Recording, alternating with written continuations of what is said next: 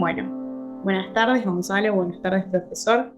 En el día de hoy vamos a entrevistar al profesor Álvarez, que es abogado y profesor de Derecho de la Integración en la Universidad de Buenos Aires, especialista en gestión universitaria, presidente de UDEVA desde el 2010 y director del Profesorado de Ciencias Políticas de la UBA. También fue consejero directivo de la Facultad de Derecho de la UBA y secretario académico de la misma facultad.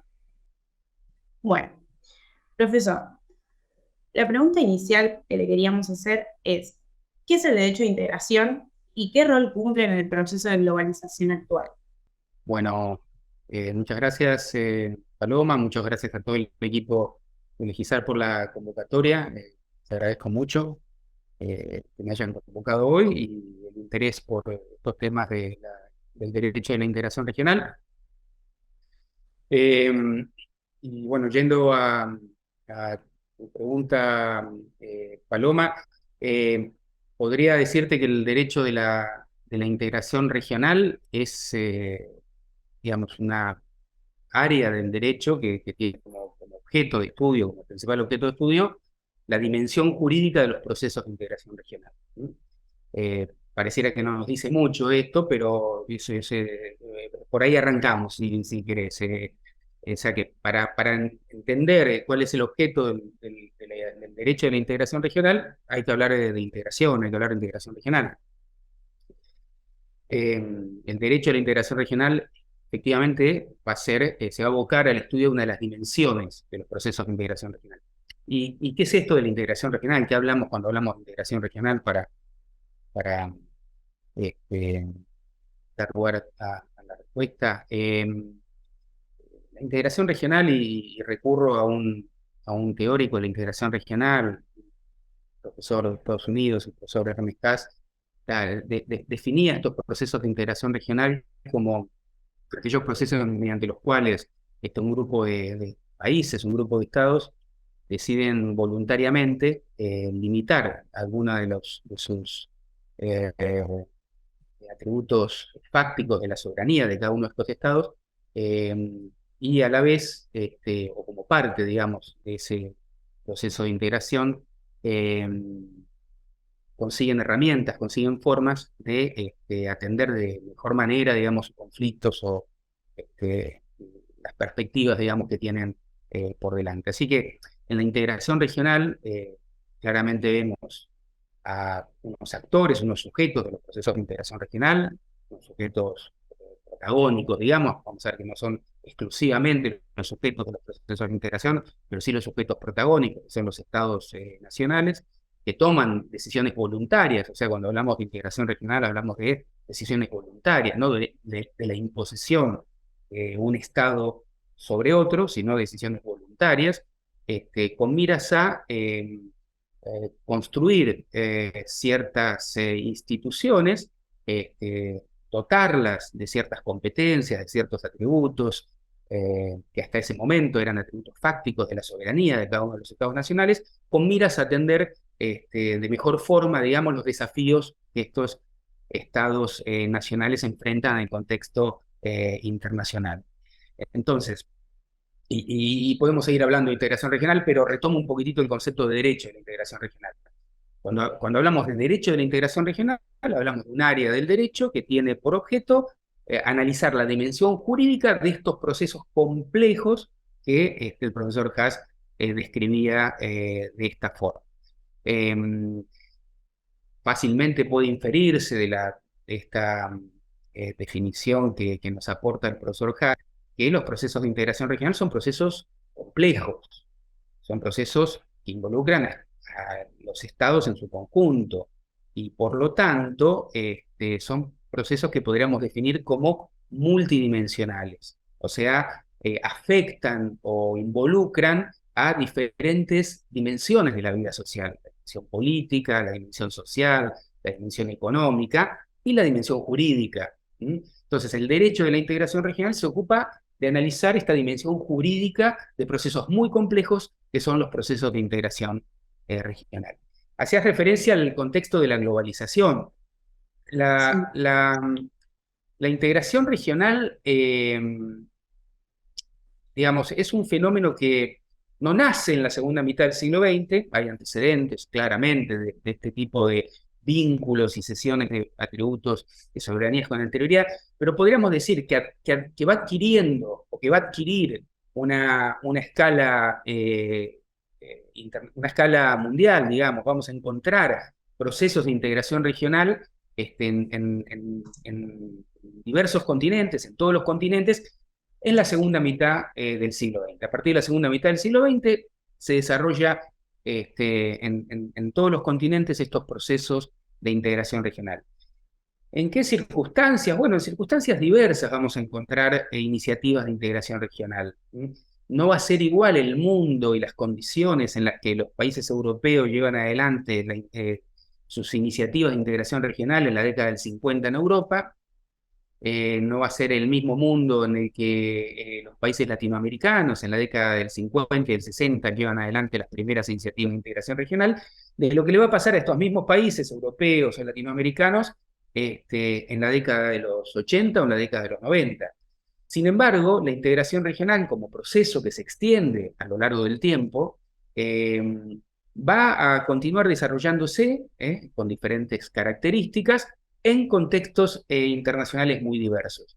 En contextos internacionales de alto proteccionismo, como podemos ver en los años 50 o 60, en contextos de liberalismo y de liberalización comercial muy fuerte en la década de los 90, de los 2000, o en la actualidad, donde uno puede ver una vuelta, digamos, a casi una situación como la que veíamos también a mediados de siglo y sobre todo en las décadas del 50, el 60, digamos, hasta fines de los 80, de la Guerra Fría, con una competencia estratégica entre grandes superpotencias, en ese momento encarnado por los Estados Unidos y la Unión Soviética, y en la actualidad un resurgimiento, digamos, de una competencia estratégica entre Estados Unidos y China, y el fortalecimiento de la estatidad nacional, ¿no? de la vuelta al ruedo de un mundo claramente organizado sobre la base de nacionales y un debilitamiento del multilateralismo.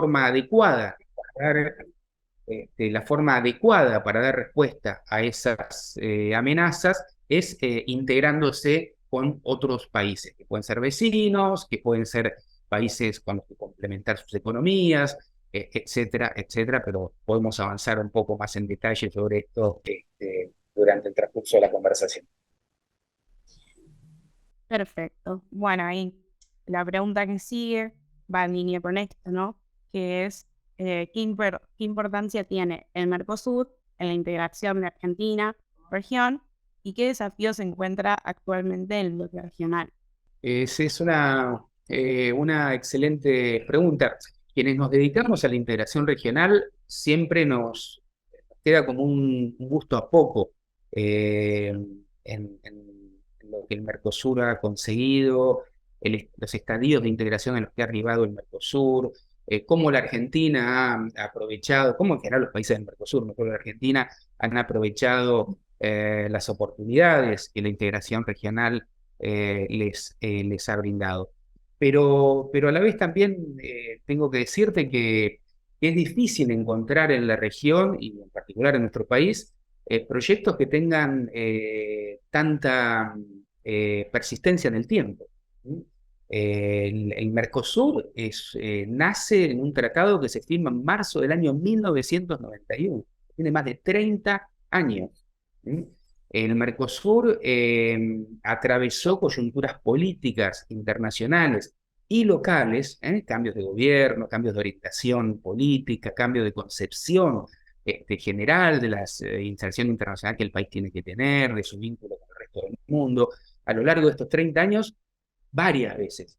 Y sin embargo, el Mercosur, con cambios, con variaciones, con avances y retrocesos, se ha mantenido a lo largo de estos 30 años. Entonces, una de las primeras cosas que uno debiera decir de esta preocupación que contiene tu pregunta, que es, bueno, ¿cuál es la importancia del Mercosur para la Argentina? Bueno, el Mercosur sin duda es una política de Estado para la Argentina. Quiere decir esto que todos los gobiernos han visto en el Mercosur las mismas oportunidades y los mismos objetivos, ¿no?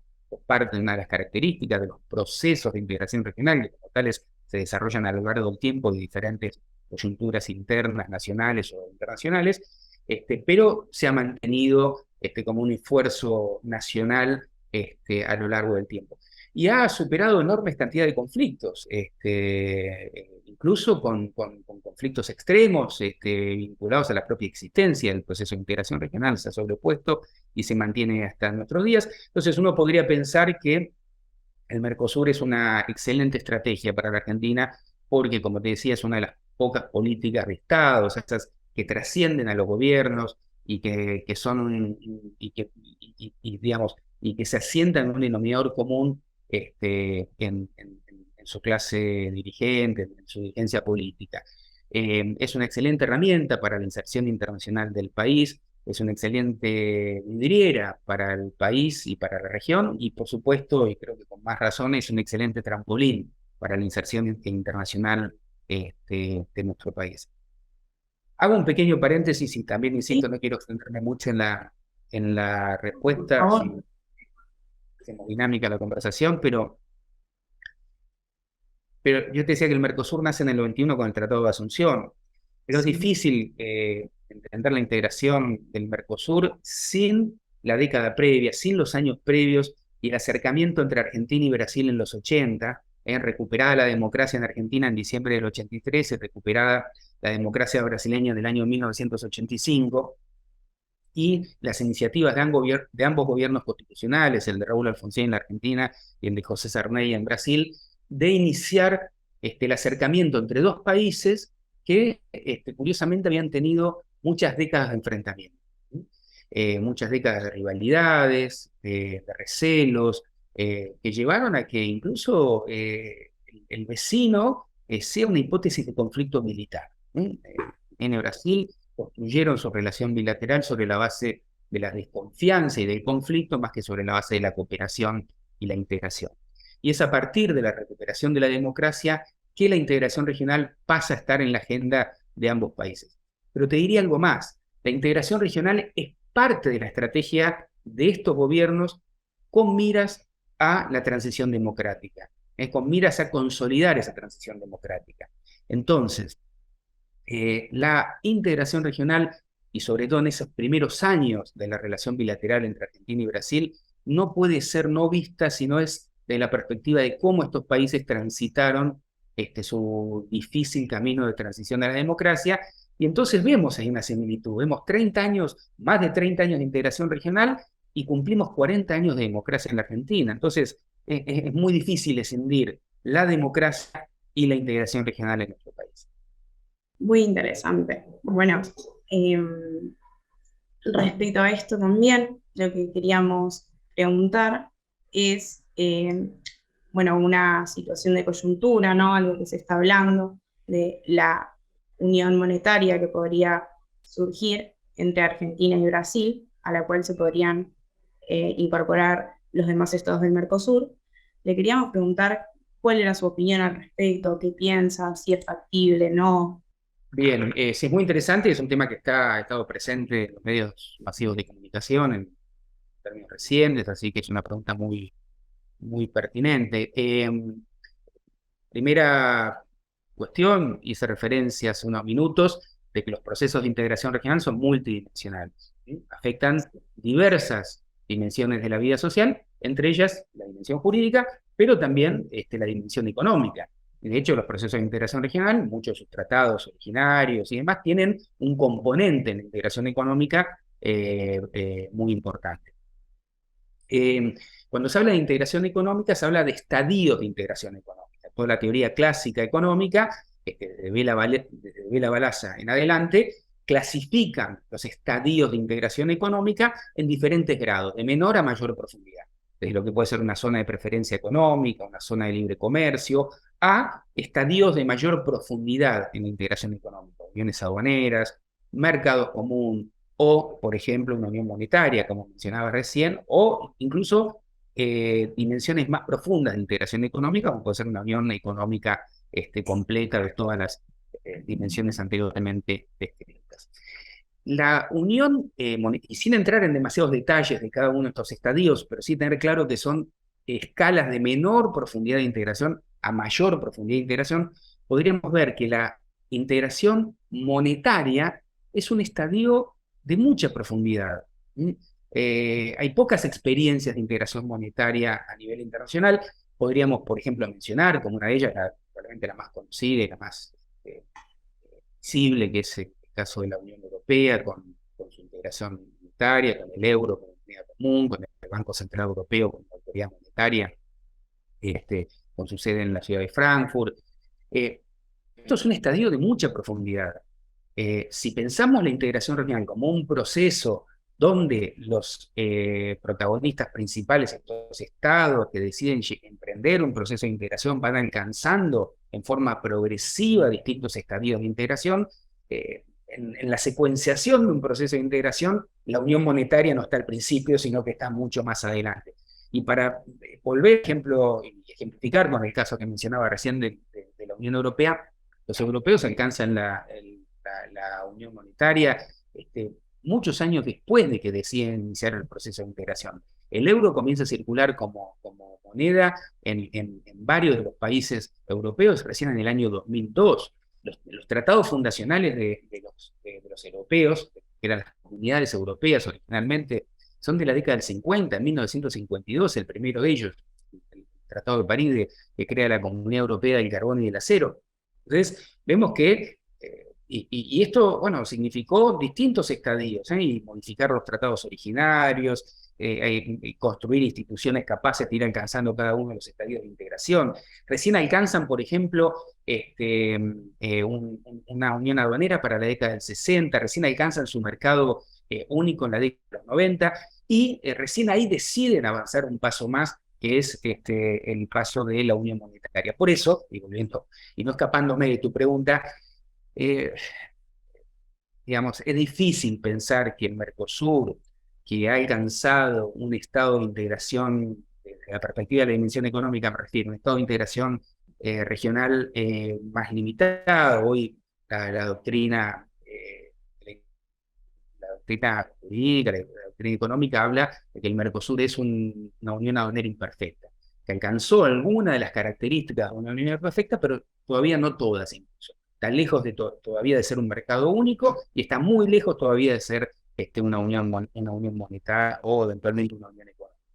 Por eso hoy estos anuncios, esta voluntad que expresó el gobierno y demás en impulsar los estudios para una unión monetaria, entendemos que están un poco lejos y lo que se dice una unión monetaria en realidad puede ser algún tipo de acuerdos para mejorar los sistemas de pago en el comercio regional, pero está lejos de pensar en una autoridad monetaria común y mucho más lejos todavía en una moneda que reemplace las monedas nacionales.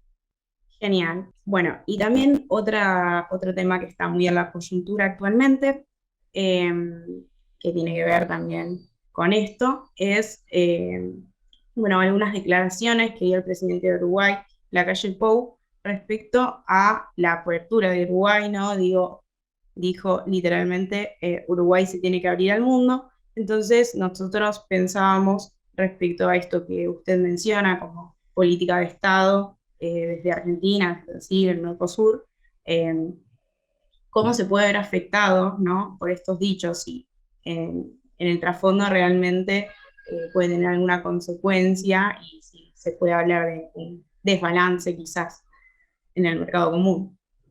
Mirá, es muy interesante la pregunta porque, por un lado, me permite volver a la idea de Haas inicial, a la definición de Haas inicial, de la idea de que los estados que participan en los procesos de integración participan voluntariamente. Desde la idea de que les interesa participar porque obtienen beneficios de la participación. Nadie está obligado a participar en un proceso de integración regional y aparte, los estados pueden salirse de los procesos de integración regional. Nosotros tenemos un ejemplo relativamente cercano, que es el caso del Brexit, como el Reino Unido salió de la Unión Europea. En los tratados originales de la Unión Europea he visto la salida de un estado. Me parecía que uno entraba ahí y no se iba a poder preguntar.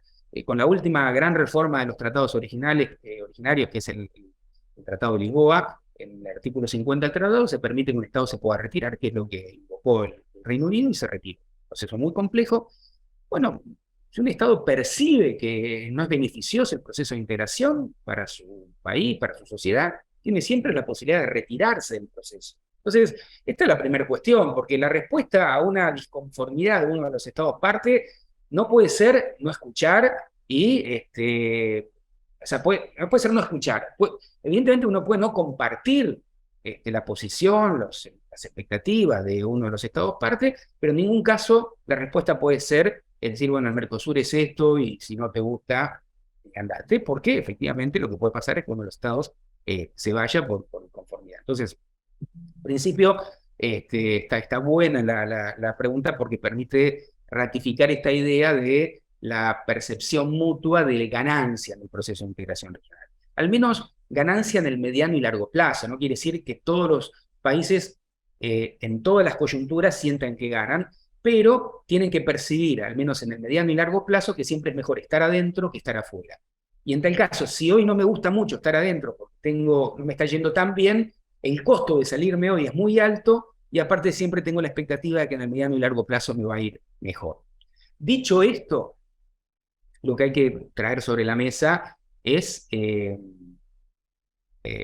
hecho del planteo de Uruguay, de su vocación de firmar un tratado de libre comercio con China, y no es que el resto de los países del Mercosur no lo quieran hacer, pero presentan algunas, sobre todo el caso de la Argentina, algunos temores, algunos recelos de lo que puede implicar una apertura más de la que ya tienen nuestros países al comercio con China y cómo esto puede afectar sobre todo la producción local a través de una fuerte importación de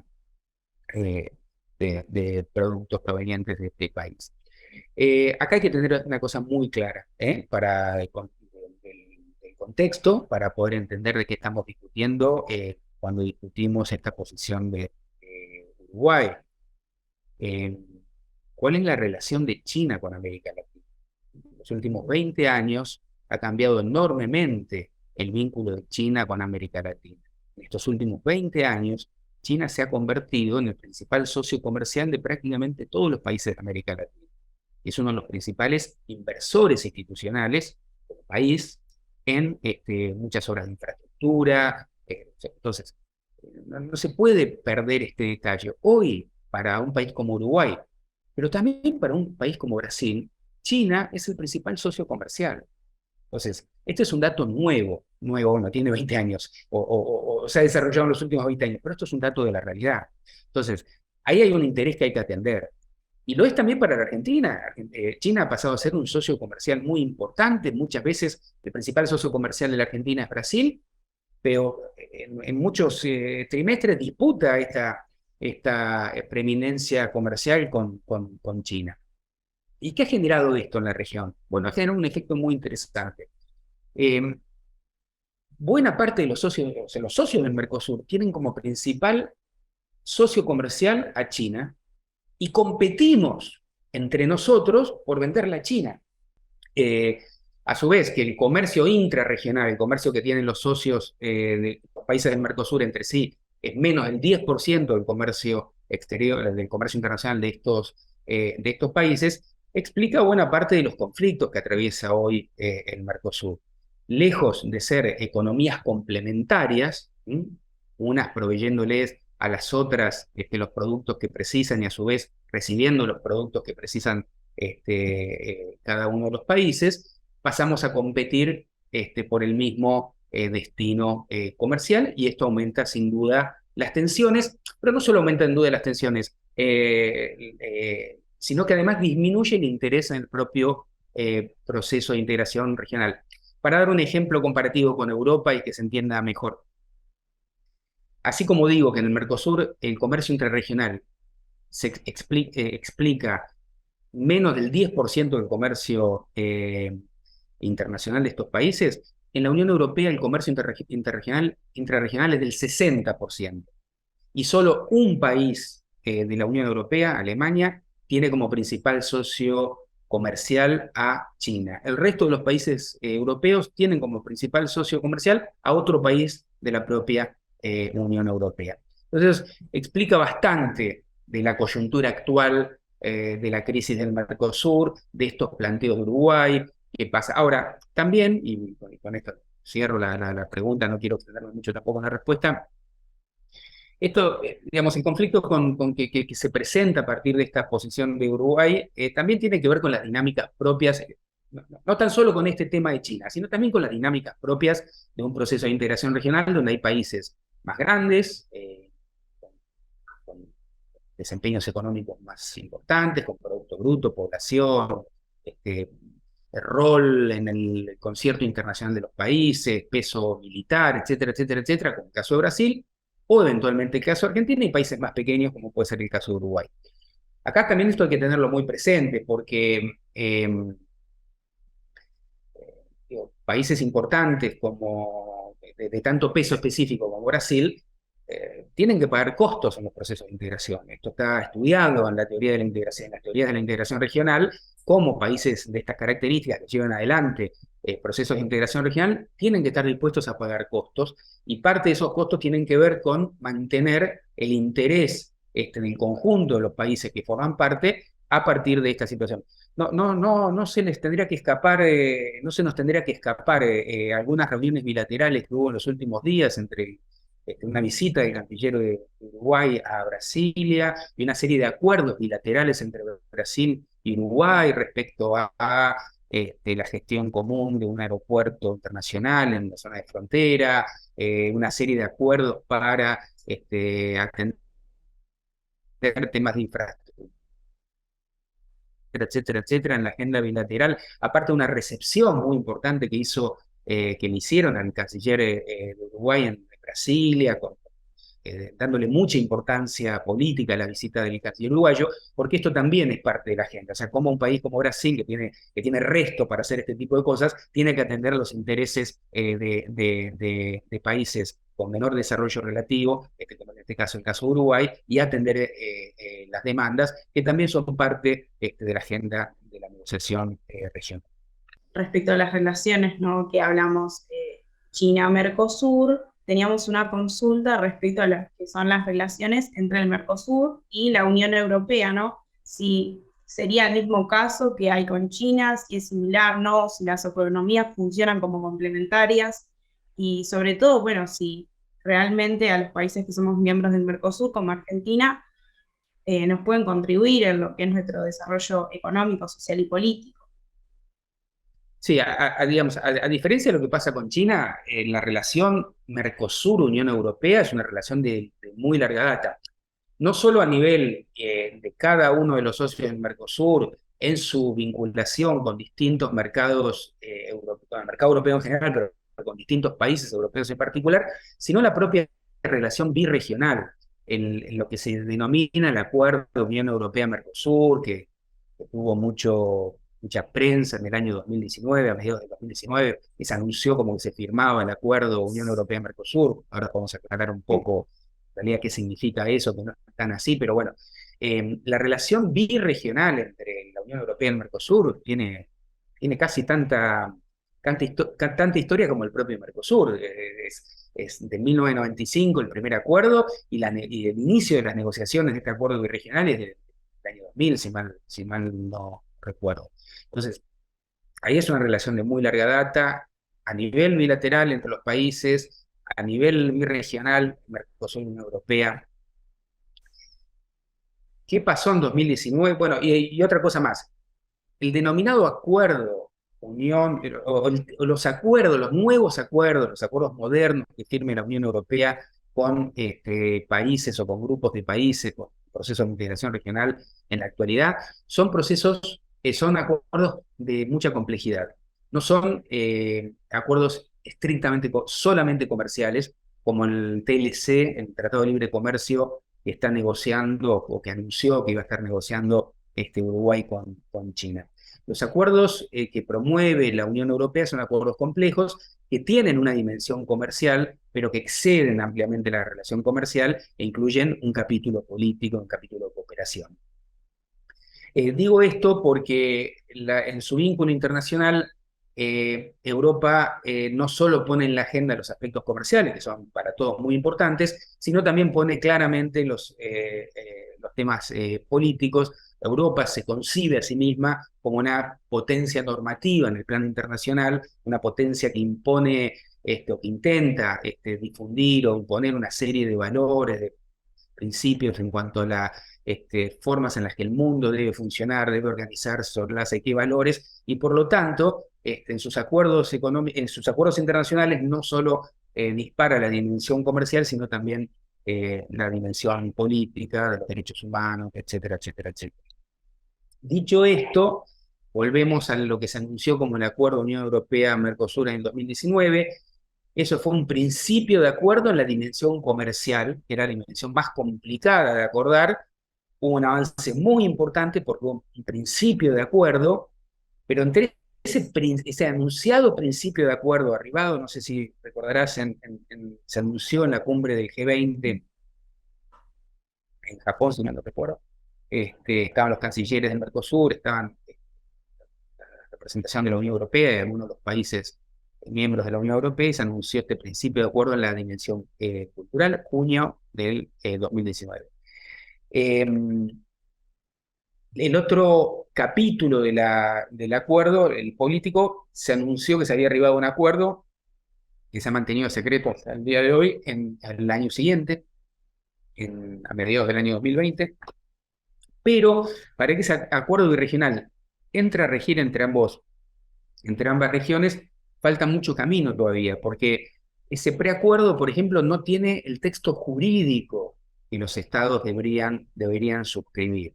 Una vez que esté el texto jurídico, o sea, redactadas las cláusulas del acuerdo, que supone una complejidad muy importante, hay un tema que parece menor, pero es un tema que lleva su tiempo, que es la traducción, en el caso de la Unión Europea, los 24 lenguas oficiales.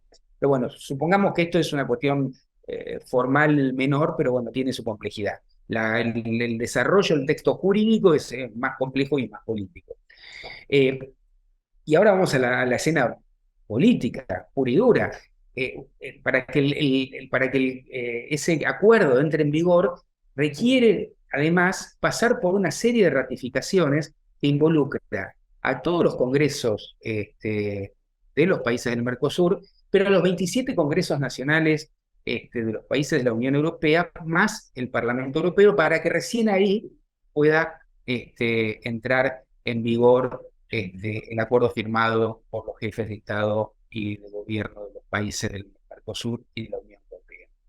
Proceso muy complejo que en el interín ha tenido mucho ruido político, ¿no? Era muy difícil pensar que este acuerdo pudiera avanzar más allá de lo que había avanzado en el 2019 y el 2020 en un contexto con Bolsonaro en el gobierno y las dudas respecto al rol internacional, al rol de Brasil, que había sido tradicionalmente un gran contribuyente al orden jurídico internacional, a un mundo concebido con instituciones y normas. Bueno, la gestión Bolsonaro puso de alguna forma en discusión esa tradición brasileña de contribuir a un orden jurídico internacional, y esto generó bastante resistencia en el ámbito de algunos países de la Unión Europea. Entonces, la crisis política se explica no solo por los posicionamientos en el orden internacional de la gestión Bolsonaro en Brasil, sino también por la realidad política interna de varios de los países de la Unión Europea, en particular por el escenario que estaba atravesando Francia en su momento respecto a las elecciones internas, a las elecciones nacionales en Francia. La situación ha cambiado sustancialmente, ha cambiado el gobierno en Brasil, con un gobierno proclive a profundizar este vínculo internacional, con posiciones desde el lado del Mercosur de abrir de alguna forma y de alguna forma posible, digamos, los acuerdos alcanzados hasta el momento, pero también de alguna forma se han superado algunos de los escollos en el ámbito de la Unión Europea, y una coyuntura no menor, que es la presidencia del Consejo Europeo, del Consejo de Ministros de la Unión Europea, perdón, en el segundo semestre del 2023, que va a estar a cargo de España, y la presidencia pro tempore del Mercosur, que va a estar a cargo de Brasil en el segundo semestre. En este semestre la tiene Argentina. varios analistas coinciden en que puede ser una coyuntura quizás propicia para que se retomen estos acuerdos y se avance considerablemente. Eh, Más allá de que cualquier acuerdo de estas características supone oportunidades, pero a la vez también supone desafíos y riesgos, digamos.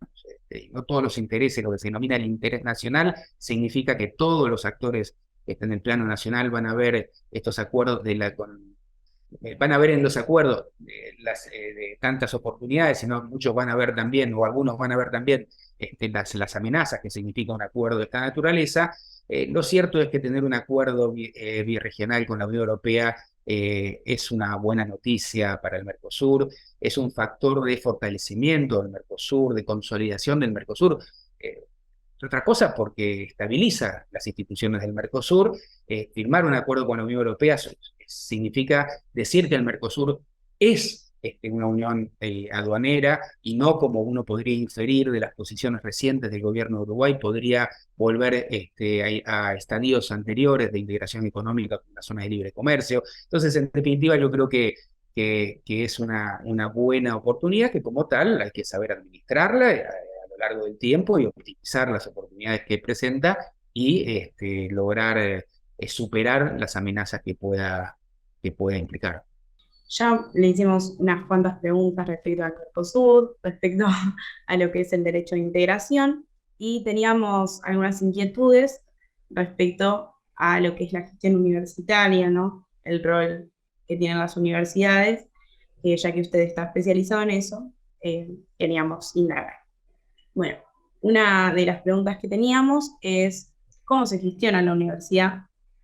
Eh, y otra, intentando relacionarnos a lo que es el derecho de integración y las universidades, es si usted podría plantear que existe alguna novedad en lo que es el derecho de integración, ¿no? Y las universidades, si se puede hablar de un regionalismo a nivel universitario, por así decirlo, ¿no?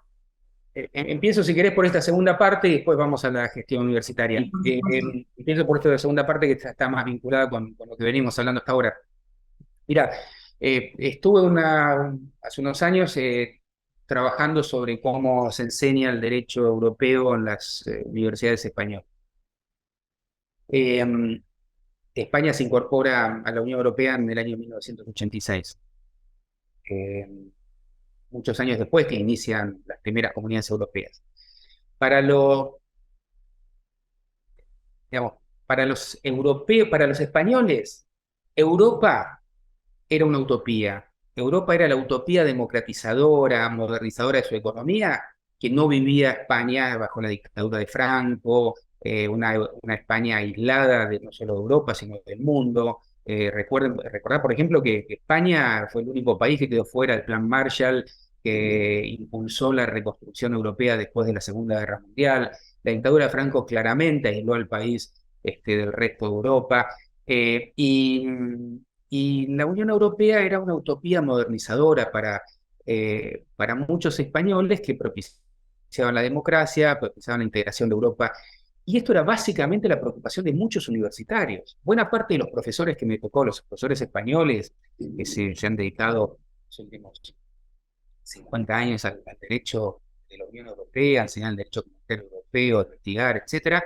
Eh, eh, Esto nace en las universidades, es una preocupación de muchos universitarios para que España logre superar esa situación de aislamiento, esa situación de un gobierno de facto que aísla a España y a Europa. Entonces, la idea de la universidad y el derecho de la integración regional está muy fuerte en Europa. Eh, la integración regional como fenómeno de la complejidad que presenté en las respuestas en las primeras preguntas, enseguida permite inferir que va a afectar muchas disciplinas científicas y en particular el derecho. En la perspectiva jurídica, no solo en las universidades europeas, no solo se estudia el derecho de la Unión Europea como una asignatura autónoma, como nosotros tenemos desde el año 2004 en la Facultad de Derecho de la Universidad de Buenos Aires, y se ha extendido ahora prácticamente a la mayor parte de las facultades de Derecho del país, la enseñanza del derecho de la integración como una asignatura obligatoria, para entender de qué se trata, para formar a las nuevas generaciones de abogados en derecho de la integración, cómo el derecho de la integración afecta como, las fuentes del derecho, cómo se ha afectado el derecho nacional a partir del derecho de la integración, sino que también ha afectado transversalmente a todas las disciplinas jurídicas. Hoy uno va a cualquier universidad española y no solo toman un curso, que es un curso largo de Derecho de la Unión Europea, sino que cuando estudian Derecho Laboral o Derecho Comercial o cualquiera de las ramas del derecho, buena parte de los contenidos de esas ramas del derecho están afectados claramente por un legislador europeo, por decirlo de alguna manera, para resumir, una afectación clara de las fuentes del derecho, y cada una de esas disciplinas necesitan comprender el derecho de la integración y sus fuentes para poder explicarla, poder analizarla, poder estudiarla. Entonces, ahí vemos otra vinculación entre la universidad y la integración regional. También la universidad podemos verla como una reserva, como una isla, cuando los procesos de integración regional atraviesan etapas de amesetamiento, de duda respecto a la integración regional. Los europeos describen muchas veces que la integración europea se ha construido dando 2 pasos hacia adelante y un paso hacia atrás. 2 pasos hacia adelante y un paso hacia atrás. No siempre todo funcionó bien, muchas veces se retrocedió, pero en definitiva se explica la profundización del proceso de integración europea porque siempre hubo 2 pasos más hacia adelante que los retrocesos que se identificaban. O a veces se lo ejemplifica como andar en bicicleta, ¿no? Funciona en la medida que se siga pedaleando. El día que se deja de pedalear, la bicicleta se cae.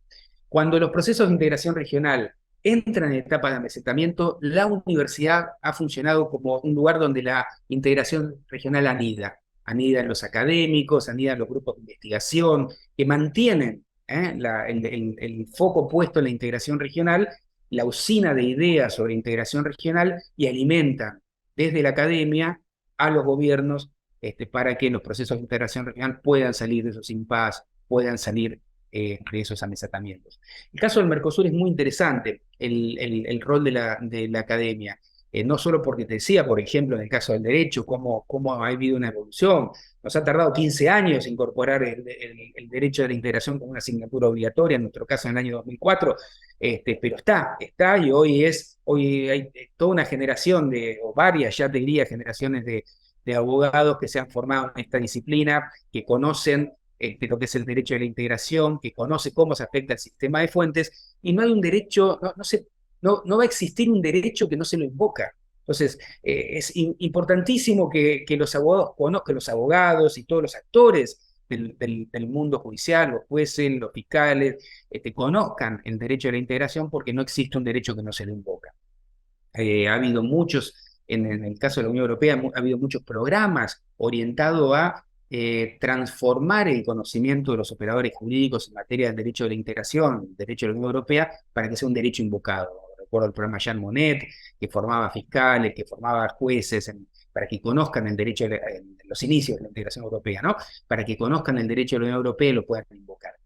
Te decía que había un aspecto muy interesante en el caso del Mercosur con una iniciativa impulsada por las universidades, que no es una iniciativa gubernamental, ha sido una iniciativa desde sus inicios que han impulsado las universidades públicas del Mercosur, más allá de la iniciativa gubernamental de la integración regional, y es el caso de la Asociación de Universidades del Grupo Montevideo, que es es una asociación universitaria regional del Mercosur, creada a instancias de universidades públicas de la región. El caso de la Universidad de Buenos Aires ha sido una de las primeras impulsoras e integrantes del día 1 de la UGM, que nace en agosto del año 91. Recordemos, el Mercosur nace en marzo del 91 con la firma del Tratado de Asunción, y las universidades nacionales y las universidades públicas de los países del Mercosur, un grupo de ellas, deciden llevar adelante una red universitaria para impulsar a nivel universitario la integración regional. Pocos meses después de la firma del Tratado de Asunción, hoy en la Asociación de Universidades del Grupo Montevideo es una red mucho más grande de universidades, incluye universidades propiamente del Mercosur, más de otros países de América Latina, lleva adelante muchas áreas de investigación transversal en distintos temas de interés para la integración regional, y además tiene unas importantes herramientas de movilidad estudiantil, docente. Por ejemplo, hay un programa que financia y que promueve la movilidad estudiantil, que es el programa Escala. En el caso de la Facultad de Derecho de la Universidad de Buenos Aires, por ejemplo, los estudiantes pueden participar de intercambios de grado curriculares, yendo a estudiar a universidades de cualquier todas partes del Mercosur y de otros países no miembros del Mercosur, teniendo estas experiencias de estudio, curricularizándolas una vez que vuelven a sus universidades. Así que sí, creo que es muy importante el vínculo de la integración regional con las universidades, cómo usina ideas, cómo reflexiona acerca de las complejidades de la integración regional, pero también desde estas otras perspectivas. Y me decías que había bueno, interés, una preocupación general respecto al tema de la gestión, de La la gestión gestión universitaria. universitaria. Exacto, sí. Sí, bueno, yo me he dedicado mucho, te diría, buena parte de mi vida a la gestión universitaria, así que con gusto podemos conversar sobre este tema, ¿no? La gestión universitaria, viste que a diferencia del management, del gerenciamiento, en muchas otras áreas de la vida de las instituciones, sean estas instituciones públicas o instituciones privadas, en el caso de las universidades adquiere particularidades muy específicas, muy concretas, porque, por ejemplo, en el caso de las universidades públicas argentinas, el gerenciamiento, la gestión de la universidad, y no solo la gestión, sino, digamos, todo el gobierno de la universidad, por la propia tradición de la autonomía universitaria, del cogobierno universitario, o sea, del gobierno de la universidad a cargo de los propios universitarios, de la propia comunidad universitaria, la gestión y el gobierno está a cargo de la comunidad universitaria, de sus profesores, de sus graduados, de sus estudiantes, que son los que integran los órganos de gobierno, que eligen a sus gestores, que eligen a sus rectores, que eligen a sus decanos, que eligen a quienes se integran sus equipos, a los secretarios en las facultades, a los secretarios en los doctorados. Por lo tanto, esto es una característica muy peculiar y diferenciadora de lo que es la gestión universitaria de otras instituciones públicas, por supuesto de otras instituciones privadas. Los rectores, los decanos son profesores. Y entonces pasan cuestiones muy curiosas, porque a veces lo que pasa es que asume un decanato un profesor titular con mucho reconocimiento en la academia, un investigador o un docente muy reconocido en su disciplina, y que un día sus pares lo designan responsable de la administración de la facultad. Y al día siguiente se tiene que poner a administrar una facultad que quizás es una actividad que no había hecho nunca hasta ese momento. La universidad no es gestionada por administradores profesionales. Los propios estatutos de la universidad ponen la responsabilidad de la administración en sus profesores y del gobierno en el conjunto de los claustros. Y esto supone, por un lado, un desafío, ¿sí? Porque uno podría ver esto como una debilidad, ¿no? Uno tiene que empezar a gestionar un decano de esas características, que es un gran investigador en biología, en el área que sea, y al día siguiente tiene que estar gestionando una institución muy compleja, podría ser una dificultad y llevarle tiempo aprender las complejidades de la administración de una institución académica, pero a la vez también tiene mucha fortaleza, porque el gobierno de la institución está a cargo de los que viven y hacen la institución cotidianamente, que comprenden el objeto de la institución y por lo tanto, digamos, que permiten que no haya una decisión entre quien gestiona y quien tiene la responsabilidad de enseñar, de investigar, de hacer extensión universitaria. Hay quienes tienen responsabilidad de cumplir los fines de la universidad son los mismos que la tienen que gestionar y administrar. Y yo creo que eso es una fortaleza. Puede ser visto como una debilidad, pero yo creo que es una fortaleza y ha sido una buena decisión poner en cabeza de los propios universitarios la administración de la universidad. Muchas gracias, profesor. Sí, o sea, la misma gente que está en la universidad es quien está empapada del ambiente universitario, por lo cual, quien va a tener facilidades para poder gobernarlo también. Pero bueno, queríamos consultarles si le gustaría agregar algo más a lo ya dicho, ya sea respecto a lo que es la gestión universitaria o a lo que es el Mercosur o a más cosas. Eh, si quisiera comentar algo más. No, bueno, Creo que es muy... No quiero caer en el lugar común de todos los profesores universitarios que siempre nos paramos frente a nuestros alumnos y le decimos que nuestra materia es la más importante, no importa lo que enseñemos, ¿eh?